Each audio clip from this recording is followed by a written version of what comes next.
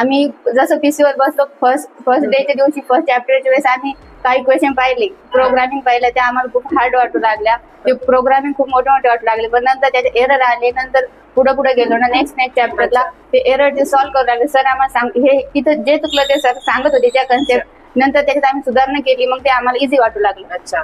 आणि e learning मधलं तुम्ही किती शिकले? आणि एक MKCL लर्नर ऍप आहे, त्याचा यूज पण तुम्ही कसा केलाय शिकण्यासाठी ते एकदा सांगा विद्यार्थ्यांना.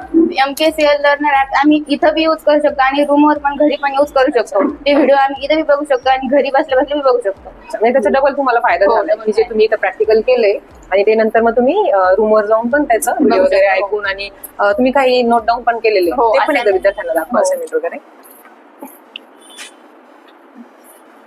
या असाइनमेंट तुम्ही इथून कोर्स कम्प्लीट करून म्हणजे कोर्स जी बॅच आहे ती कम्प्लीट झाल्यानंतर रूमवर जाऊन मॅम इथं आम्ही असाइनमेंट इंटरव्ह्यू वगैरे रन करायचो. इथं आम्ही मोबाईल मध्ये फोटो काढून घ्यायचो, रूमवर गेलो तर नोट डाऊन करायचो. अच्छा, म्हणजे मोबाईलवरती तुम्ही फोटो काढून घेतले आणि नंतर ऍक्टिव्हिटी करायचो तिथं.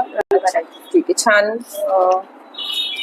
तुम्ही हे जे नोट डाऊन केले तर तुम्हाला बाकीच्या विद्यार्थ्यांना काय सांगा वाटते की त्यांनी असे तुमची जे रजिस्टर तुम्ही मेंटेन केलेले हे नोट डाऊन केले व्यवस्थित, त्यासाठी तुम्हाला बाकीच्या विद्यार्थ्यांना काय सांगा वाटते?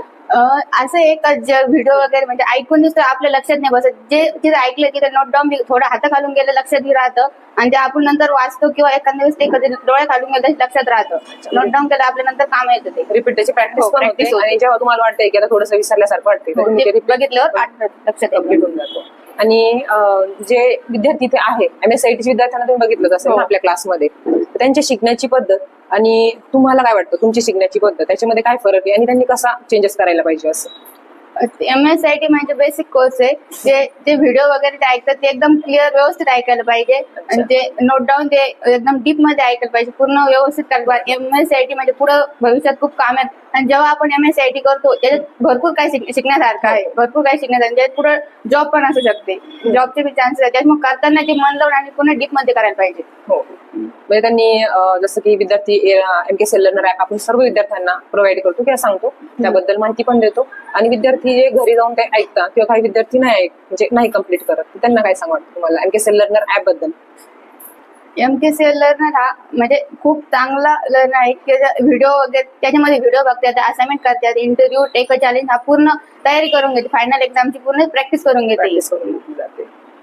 छान. प्रतीक्षा, तुम्ही छान तुमचे सगळे असाइनमेंट वगैरे कम्प्लीट केलंय, कोर्स पण तुम्ही छान पद्धतीने कम्प्लीट झालाय तुमचा आणि छान शिकली तुम्ही. हे सर्व असाइनमेंट बघून पण छान वाटलं तुमच्या. थँक्यू प्रतीक्षा. तुम्ही पण थँक्यू. Thank you sir.